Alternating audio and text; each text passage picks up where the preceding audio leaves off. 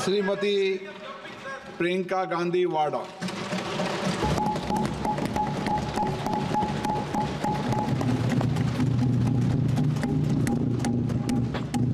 नमस्कार। माननीय अध्यक्ष महोदय जी, आज आपने मुझे इस सभा में बोलने का मौका दिया, इसके लिए मैं आपकी बहुत बहुत आभारी हूँ।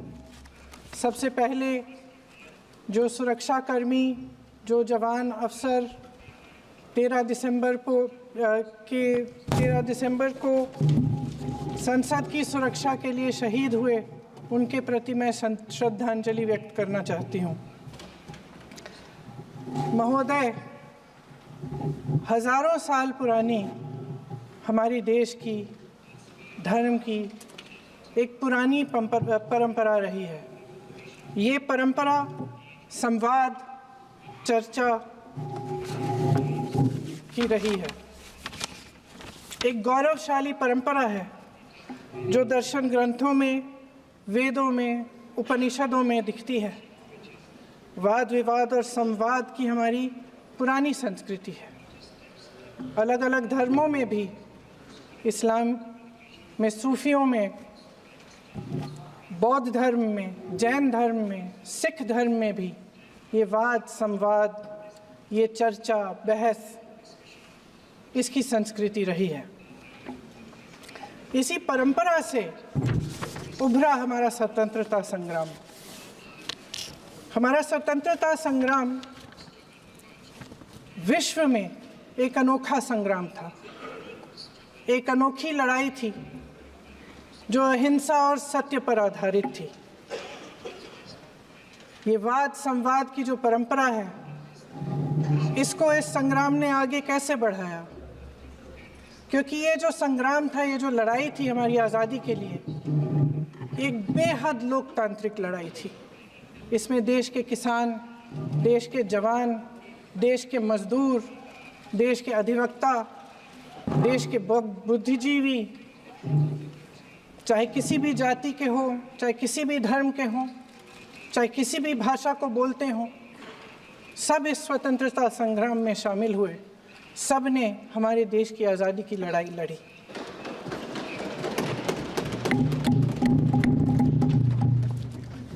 और उसी आज़ादी की लड़ाई से एक आवाज़ उभरी जो हमारी देश की आवाज़ थी। वो आवाज़ ही आज हमारा संविधान है। साहस की आवाज़ थी, हमारी आज़ादी की आवाज़ थी, और उसी की गूंज ने हमारे संविधान को लिखा और बनाया। ये सिर्फ एक दस्तावेज नहीं है। बाबा साहेब अम्बेडकर, मौलाना आज़ाद जी, राजगोपालाचारी जी और जवाहरलाल नेहरू जी और उस समय के तमाम नेता, जैसे आपने कहा, इस संविधान को बनाने की जो कार्य में सालों के लिए जुटे रहे। हमारा संविधान इंसाफ, उम्मीद, अभिव्यक्ति और आकांक्षा की वो ज्योत है जो हर हिंदुस्तानी के दिल में जलती है। अध्यक्ष महोदय, इस ज्योत ने हर एक भारतीय को ये पहचानने की शक्ति दी कि उसे न्याय मिलने का अधिकार है, कि उसमें अपने अधिकारों के लिए आवाज़ उठाने की क्षमता है, कि जब वो आवाज़ उठाएगा तो सत्ता को उसके सामने झुकना पड़ेगा। इस संविधान ने हर एक देशवासी को ये अधिकार दिया कि वो सरकार बना भी सकता है और सरकार बदल भी सकता है। ये ज्योत जो हर हिंदुस्तानी के दिल में जलती है, उसने हर हिंदुस्तानी को ये विश्वास दिया कि देश की संपत्ति में, देश की दौलत में, संसाधनों में उसका भी हिस्सा है, कि उसे एक सुरक्षित भविष्य की उम्मीद का अधिकार है, कि देश बनाने में भी उसकी भागीदारी है। उम्मीद और आशा की ये जोत मैंने देश के कोने कोने में खुद देखी है। उन्नाव में मैं एक रेप पीड़िता के घर गई, उसे जलाकर मार डाला था। वो शायद 20-21 साल की होगी। हम सब के बच्चे हैं। हम सोच सकते हैं कि अगर हमारी बेटी के साथ बार बार बलात्कार हुआ और फिर जब वो अपनी लड़ाई लड़ने के लिए गई तो उसको जलाकर मार डाला गया होता तो हम पर क्या बीतती। मैं उस बच्ची के पिता से मिली। उसके खेत जलाए गए थे, उसके भाइयों को पीटा गया था, उसके पिता को बाहर से घर के बाहर घसीट कर मारा गया था। उस पिता ने मुझे बताया कि बेटी, मुझे न्याय चाहिए। मेरी बेटी अपने एफआईआर को दर्ज करने के लिए जब ज़िले में गई तो उसको मना किया गया। अगले ज़िले में जाना पड़ा उसे। वो रोज़ सुबह 6 बजे उठकर तैयार होकर अकेली अपने मुकदमे को लड़ने के लिए अगले ज़िले में ट्रेन से जाती थी। उसके पिता ने मुझे कहा कि मैंने उससे कहा, बेटी अकेले मत जाओ, छोड़ दो ये लड़ाई। लेकिन उसकी बेटी ने उसको जवाब दिया कि नहीं पिताजी, मैं अकेली जाऊंगी, मैं लड़ूंगी, ये मेरी लड़ाई है, मैं इसको लड़ूंगी। ये लड़ने की क्षमता, ये हिम्मत उस लड़की को और करोड़ों भारत की नारियों को हमारे संविधान ने दी। आगरा में मैं अरुण वाल्मीकि के घर गई। अरुण वाल्मीकि पुलिस स्टेशन में काम करता था, सफाई का काम करता था। आप सोच सकते हैं हमारी तरह उसका भी परिवार था। नई नई शादी हुई थी, 2-3 महीनों का बच्चा था। पुलिस स्टेशन में चोरी हो गई। चोरी का इल्ज़ाम उस पर लगाया गया। उसके पूरे परिवार को उठाकर पुलिस स्टेशन में ले गए। आप हंस रहे हैं, लेकिन ये गंभीर बात है। और क्या गंभीर बात। शर्म करो, शर्म। अरुण वाल्मीकि को पीट पीट के मार डाला, उसकी बीवी को पीटा, उसके पिता के नाखून निकाले, उसके पूरे परिवार को पीटा गया।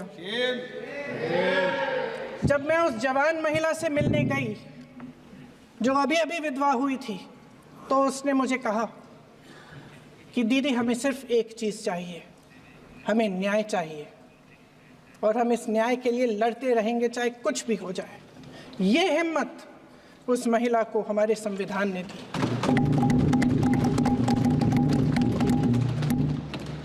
संभल के कुछ लोग आए थे हमसे मिलने जो मृतकों के परिवार के सदस्य थे। उसमें 2 बच्चे थे, अदनान और उजैर। आप सुनिए। उसमें 2 बच्चे थे, अदनान और उजैर। एक बच्चा मेरे बच्चे की उम्र का है, दूसरा उससे छोटा 17 साल का है। दर्जी के बेटे थे। दर्जी का एक ही सपना था कि वो अपने बेटों को पढ़ाएगा, लिखाएगा। एक बेटा डॉक्टर बनेगा, एक बेटा भी सफल होगा दूसरा बेटा भी अपने जीवन में सफल होगा। उनके पिताजी हर रोज उनको स्कूल छोड़ते थे। उस दिन भी स्कूल छोड़ने के बाद अपनी दुकान में चले गए। उन्हें पता नहीं था कि विवाद हो रहा है। उन्होंने भीड़ देखी, घर आने की कोशिश की तो पुलिस ने गोली से मार डाला। वो 17 साल का बच्चा अदनान मुझसे कहता है, वो 17 साल का बच्चा अदनान मुझसे कहता है कि मैं बड़ा होकर डॉक्टर बन के दिखाऊंगा, मैं अपने पिता का सपना साकार करूंगा। ये सपना, ये आशा उसके दिल में हमारे संविधान ने डाली। अध्यक्ष महोदय, हमारे देश के करोड़ों देशवासियों के संघर्ष में, अपने अधिकारों की पहचान में, इनकी कठिन से कठिन परिस्थितियों से लड़ने की अपार हिम्मत में और देश से न्याय की अपेक्षा में हमारे संविधान की ज्योत जल रही है। मैंने हमारे संविधान की ज्योत को जलते हुए देखा है और इसके साथ साथ ये भी समझा है कि हमारा संविधान एक सुरक्षा कवच है। एक ऐसा सुरक्षा कवच है जो देशवासियों को सुरक्षित रखता है, न्याय का कवच है, एकता का कवच है और अभिव्यक्ति की आज़ादी का कवच है। दुख की बात यह है कि मेरे सत्ता पक्ष के साथी जो बहुत बड़ी बड़ी बातें करते हैं, इन्होंने इन 10 सालों में ये सुरक्षा कवच, सत्ता पक्ष के मेरे साथियों ने ये सुरक्षा कवच तोड़ने का पूरा प्रयास किया है। संविधान में सामाजिक, आर्थिक और राजनीतिक न्याय का वादा है। ये वादा एक सुरक्षा कवच है जिसको तोड़ने का काम शुरू हो चुका है। लैटरल एंट्री और निजीकरण के जरिए ये सरकार आरक्षण को कमजोर करने का काम कर रही है। अगर लोकसभा में ये नतीजे नहीं आए होते तो ये संविधान बदलने का काम भी शुरू कर लेते। सच्चाई ये है अध्यक्ष महोदय कि आज संविधान बार बार इसलिए कह रहे हैं क्योंकि इस चुनाव में इनको पता चल गया कि इस देश की जनता ही इस संविधान को सुरक्षित रखेगी, कि इस चुनाव में हारते हारते जीतने से इन्हें एहसास हुआ कि ये संविधान बदलने की बात इस देश में नहीं चलेगी। आज जनता की मांग है कि जाति जनगणना हो। सत्ता पक्ष के मेरे साथी ने इसका जिक्र किया। ये जिक्र भी आज इसलिए हो रहा है क्योंकि चुनाव में ये नतीजे आए। ये जाति जनगणना इसलिए जरूरी है ताकि हमें पता चले कि किसकी क्या स्थिति है और नीतियां उस हिसाब से बने। इनकी गंभीरता का प्रमाण ये है कि जब चुनाव में पूरे विपक्ष ने जोरदार आवाज उठाई कि ये जाति जनगणना होनी चाहिए, तो इनका जवाब देखिए। इनका जवाब भैंस भाग भैंस चुरा लेंगे, मंगलसूत्र चुरा लेंगे, इनका ये जवाब था। ये गंभीरता है इनकी जाति जनगणना पर। महोदय, हमारे संविधान ने आर्थिक न्याय की नींव डाली, किसानों, गरीबों और को जमीन बांटी, भूमि सुधार किया, जिसका नाम लेने से कभी कभी आप झिझकते हैं और कभी कभी उनका नाम धड़ाधड़ इस्तेमाल किया जाता है अपने आप को बचाने के लिए। उन्होंने HAL, BHEL, SAIL, GAIL, ONGC, NTPC, railways, IIT, IIM, oil refineries, तमाम PSU बनाए। अध्यक्ष महोदय, उनका नाम पुस्तकों से मिटाया जा सकता है, उनका नाम भाषणों से मिटाया जा सकता है, लेकिन जो उनकी भूमिका रही इस देश की आज़ादी के लिए और इस देश के निर्माण के लिए, वो इस देश से कभी मिटाया नहीं जा सकता। 75 सालों में जनता का भरोसा रहा कि नीतियाँ बनेंगी तो जनता की भलाई के लिए बनेंगी। जल जंगल जमीन का अधिकार मिला आदिवासी भाई बहनों को। इंदिरा जी ने बैंकों का राष्ट्रीयकरण करवाया, खदानों का राष्ट्रीयकरण कराया। कांग्रेस और यूपीए की सरकारों में शिक्षा का, भोजन का अधिकार मिला। 75 सालों में जनता का भरोसा मिला।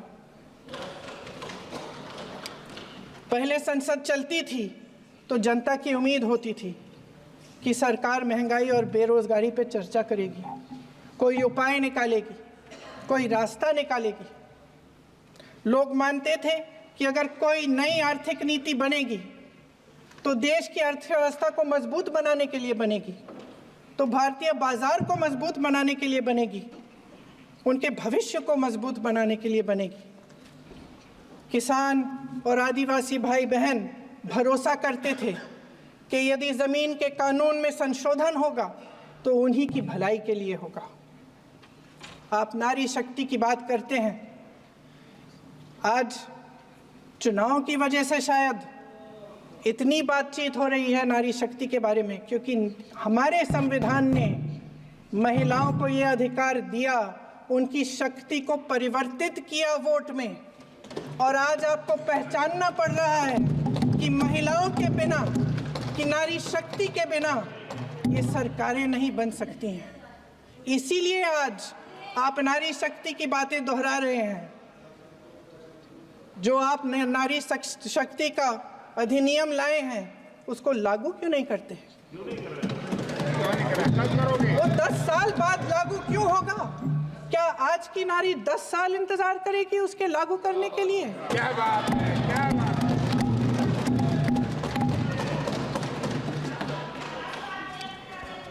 आज संसद में बैठे हुए सत्ता पक्ष के मेरे साथी ज्यादा से ज्यादा अतीत की बातें करते हैं। 1921 में क्या हुआ, कब हुआ, नेहरू जी ने क्या किया। अरे वर्तमान की बात करिए, देश को बताइए आप क्या कर रहे हैं, आपकी जिम्मेदारी क्या है? कि सारी जिम्मेदारी जवाहरलाल नेहरू की है। अध्यक्ष महोदय जी, ये सरकार आर्थिक न्याय का सुरक्षा कवच तोड़ रही है। आज संसद में बैठी ये सरकार बेरोजगारी और महंगाई से जूझ रही हमारी जनता को क्या राहत दे रही है? कृषि के कानून भी बड़े बड़े उद्योगपतियों के लिए बन रहे हैं। सही एमएसपी को छोड़िए, डीएपी तक नहीं मिल रहा है।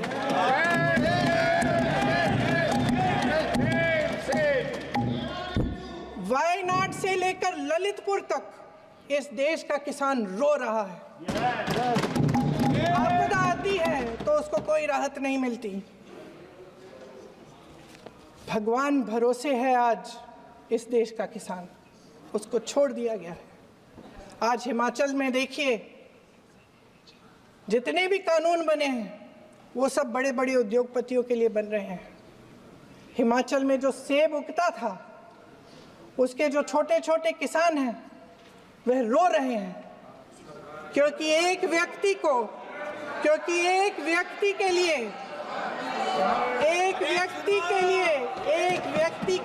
सब कुछ बदला जा रहा है। सुनने की हिम्मत रखो।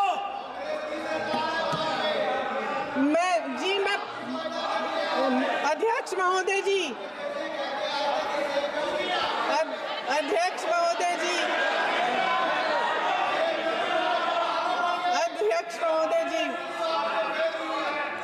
महोदय जी, सारे कोल्ड स्टोरेज प्रदेश की सरकार ने नहीं दिए, कोल्ड स्टोरेज आपकी सरकार ने दिए। देश देख रहा है कि एक व्यक्ति को बचाने के लिए 142 करोड़ देश की जनता को नकारा जा रहा है। सारे बिजनेस, सारे संसाधन, सारी दौलत, सारे मौके एक ही व्यक्ति को सौंपे जा रहे हैं। सारे बंदरगाह, एयरपोर्ट्स, सड़कें, रेलवे का काम, कारखाने, खदाने, सरकारी कंपनियां सिर्फ एक व्यक्ति को दी जा रही है। जनता के मन में हमेशा ये विश्वास होता था कि अगर कुछ नहीं है तो संविधान हमारी सुरक्षा करेगा, मगर आज आम लोगों के बीच ये धारणा बनती चली जा रही है कि सरकार सिर्फ मुनाफे के लिए चल रही है। देश में बहुत तेजी से गैर बराबरी बढ़ रही है।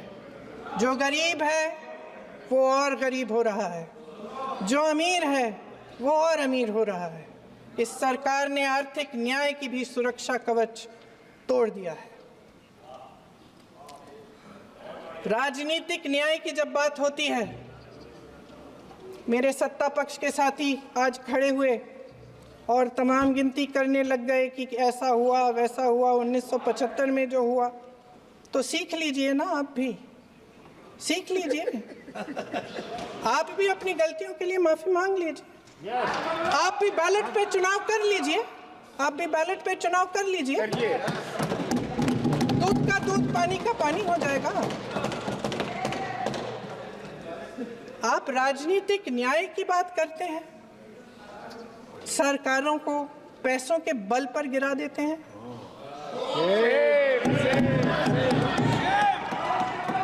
मेरा आग्रह है कि अपन संविधान में सकारात्मक बोले।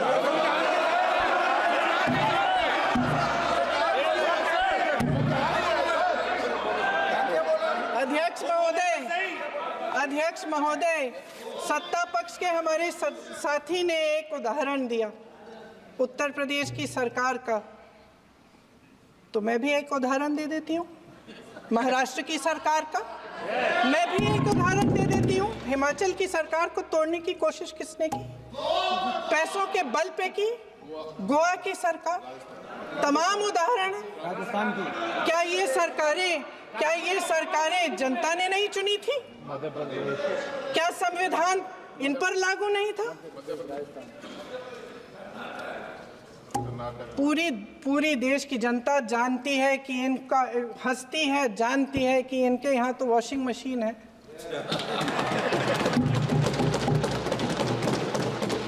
तो यहाँ से वहाँ जाता है, वो धुल जाता है। इस तरफ दाग, उस तरफ स्वच्छता। और मेरे कई ऐसे साथी हैं जो इस तरफ होते थे उस तरफ चले गए, मुझे दिख भी रहे हैं, वॉशिंग मशीन में शायद धुल गए हैं। अध्यक्ष महोदय, जहां भाईचारा और अपनापन होता था, जहां हमारे संविधान ने एकता का सुरक्षा कवच दिया था, वहां शक और घृणा के बीज बोए जा रहे हैं। एकता का सुरक्षा कवच तोड़ा जा रहा है।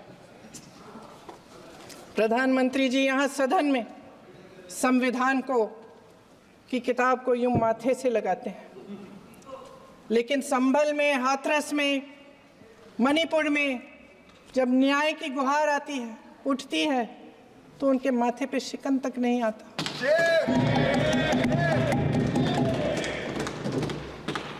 शायद समझ नहीं पाए हैं कि भारत का संविधान संघ का विधान नहीं है।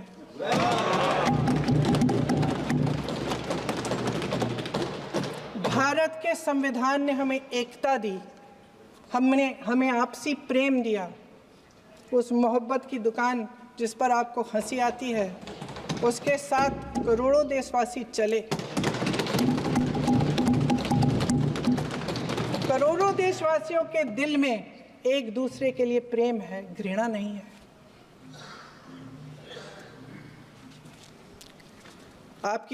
इनकी जो विभाजनकारी नीतियां हैं, उसका नतीजा हम रोज देखते हैं। राजनीतिक फायदे के लिए संविधान को छोड़िए, देश की एकता को भी ये रख नहीं सकते, इसकी सुरक्षा नहीं कर सकते। हमने संभल में देखा, मणिपुर में देखा। दरअसल इनका कहना है कि अलग अलग इस देश के अलग अलग हिस्से हैं, कैमरा। लेकिन हमारा संविधान कहता है कि ये देश एक है और ये देश एक रहेगा।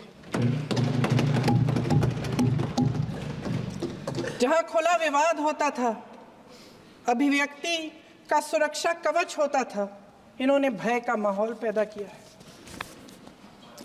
सत्ता पक्ष के मेरे साथी अक्सर 75 सालों की बात करते हैं, लेकिन इन 75 सालों में ये उम्मीद, आशा, ये अभिव्यक्ति की ज्योति कभी थमी नहीं, कभी बुझी नहीं। इस देश की जनता ने खुलकर आलोचना की, निडर होकर धरने किए, प्रदर्शन किए। जब जब जनता नाराज हुई, तब तब सत्ता को ललकारा, उसे चेतावनी दी, बड़े से बड़े नेताओं को कटघरे में खड़ा किया, उनसे जवाब मांगा, न्याय मांगा। इस देश के छोटे छोटे से नुक्कड़ की दुकानों में, चाय की दुकानों में, इस देश के घरों में, गलियों में, मोहल्लों में, अखबारों में, प्रकाशन घरों में, न्यायपालिकाओं में चर्चा कभी बंद नहीं हुई। लेकिन आज ये माहौल नहीं है। आज जनता को सच बोलने से डराया जाता है, धमकाया जाता है। पत्रकार हो या विपक्ष का नेता हो या किसी यूनिवर्सिटी का प्रोफेसर हो, छात्र संघ हो या कर्मचारियों का संगठन हो, सबका मुंह बंद कराया जाता है। किसी पे ईडी, किसी पे सीबीआई, किसी पे इनकम टैक्स,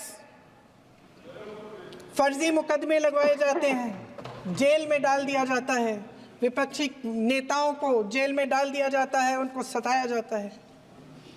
किसी को नहीं छोड़ा इस सरकार ने। देशद्रोही कह के उत्तर प्रदेश में मुझे याद है कुछ अध्यापिकाएं प्रदर्शन कर रही थी, उन पर मुकदमा डाल दिया देशद्रोही का, उन्हें देशद्रोही कह दिया।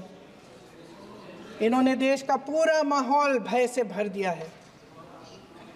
इनकी मीडिया की मशीन झूठ फैलाती है, तरह तरह के आरोप लगाती है, और शायद वह भी भय में ही है। महोदय, मैं इस सदन को याद दिलाना चाहती हूँ कि ऐसा डर का माहौल देश में अंग्रेजों के राज में था।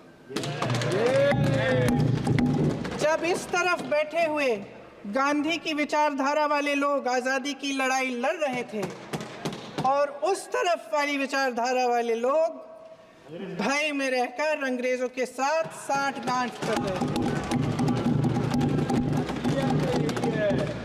लेकिन अध्यक्ष महोदय, भय का भी अपना स्वभाव होता है।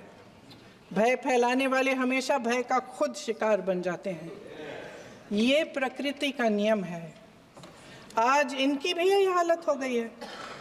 भय फैलाने के इतने आदी हो गए हैं कि खुद भय में रहने वाले हैं, चर्चा से डरते हैं, आलोचना से घबराते हैं। कई दिनों से हम मांग रहे हैं कि चर्चा करिए, लेकिन चर्चा करने की हिम्मत ही नहीं है।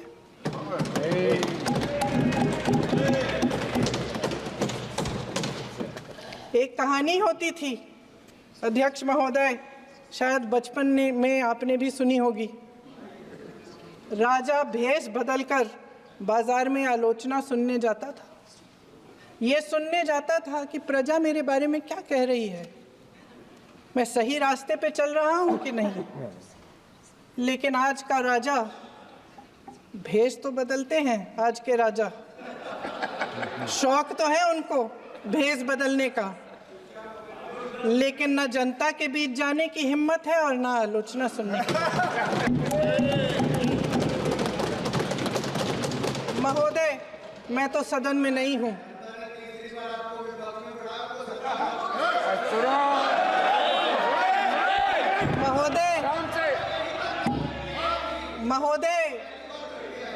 महोदय, जनता में बहुत विवेक है, ये सही है।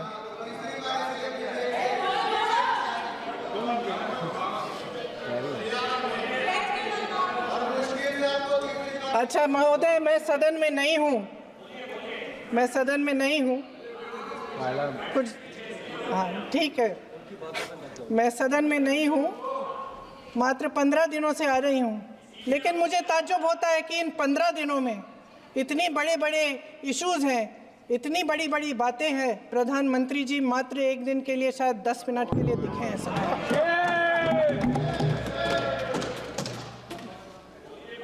बात यह है अध्यक्ष महोदय जी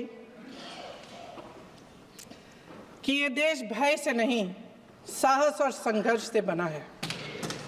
इसको बनाने वाले देश के किसान, जवान, देश के करोड़ों मजदूर और गरीब जनता है। संविधान इनको साहस देता है। मेहनती मिडिल क्लास है। और इस देश के जो करोड़ों देशवासी हैं, जो रोजाना भयंकर परिस्थितियों का सामना करते हैं, उनको साहस देता है। वायनाड में जो आपदा आई, उसमें एक छोटा लड़का था 17 साल का। 6 घंटों के लिए उसने अपनी माँ को बचाने की कोशिश की। 6 घंटों के लिए आप सोच सकते हैं कि अगर नदी की धारा बह रही है, नाराज है, आप अपनी माँ को पकड़े हो, 6 घंटों के लिए पकड़े रखते हो कि मेरी माँ बच जाएगी, और अंत में वो माँ भी बह जाती है। उस लड़के का साहस, उन महिलाओं का साहस जो पीड़ित हैं लेकिन फिर भी अपनी लड़ाई लड़ रहे हैं, उन संभल के बच्चों का साहस जिनके पिताजी अभी अभी गुजर गए लेकिन फिर भी उनके सपनों को साकार करने की हिम्मत है, उनका साहस है, वो साहस इस संविधान ने दिया है।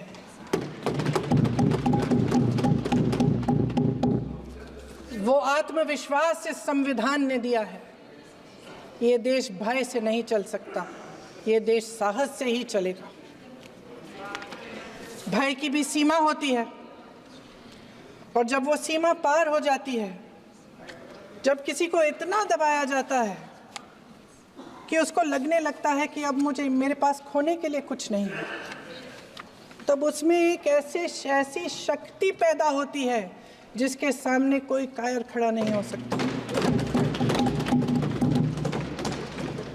ये देश कायरों के हाथों में ज़्यादा देर तक कभी नहीं रहा है। ये देश उठेगा, ये देश लड़ेगा, सत्य मांगेगा, सत्यमेव जयते। जय हिंद। अगले मैडम